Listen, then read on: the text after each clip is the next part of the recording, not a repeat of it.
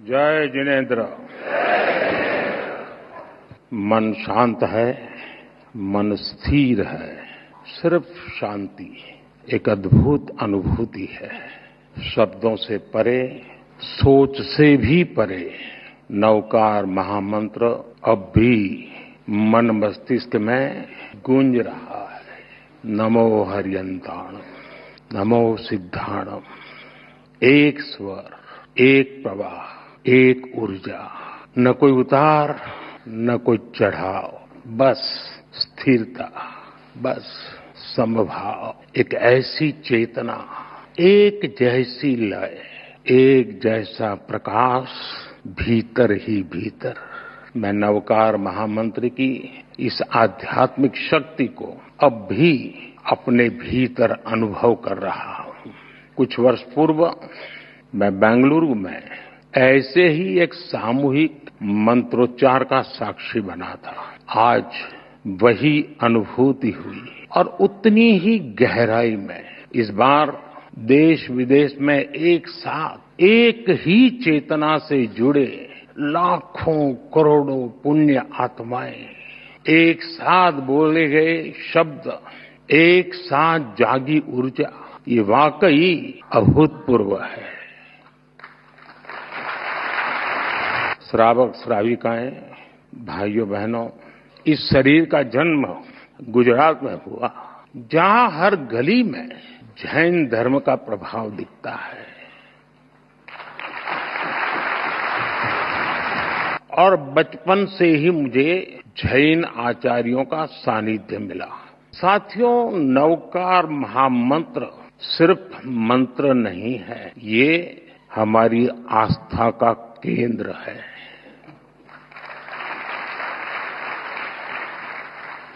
हमारे जीवन का मूल स्वर, और इसका महत्व सिर्फ आध्यात्मिक नहीं है, ये स्वयं से लेकर समाज तक सबको राह दिखाता है।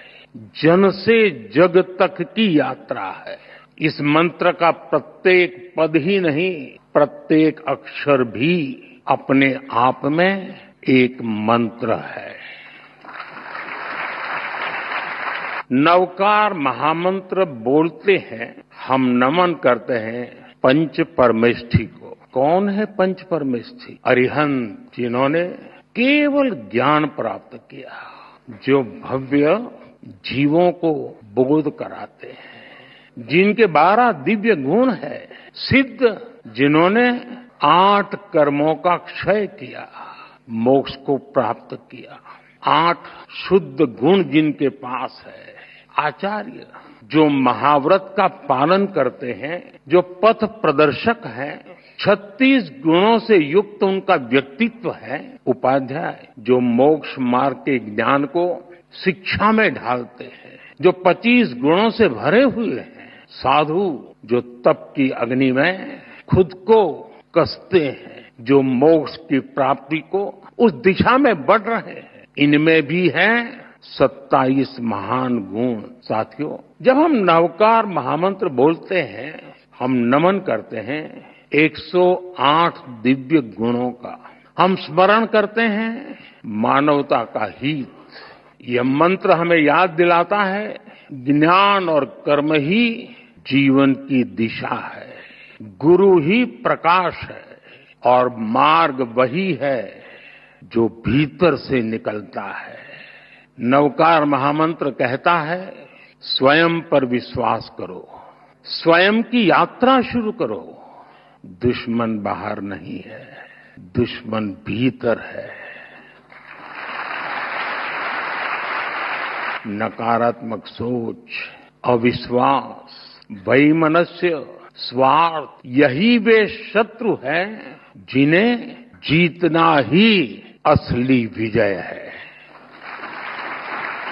और यही कारण है कि जैन धर्म हमें बाहरी दुनिया नहीं, खुद को जीतने की प्रेरणा देता है। जब हम खुद को जीतते हैं, हम अरिहंत बनते हैं। और इसलिए नवकार महामंत्र मांग नहीं है, ये मार्ग है।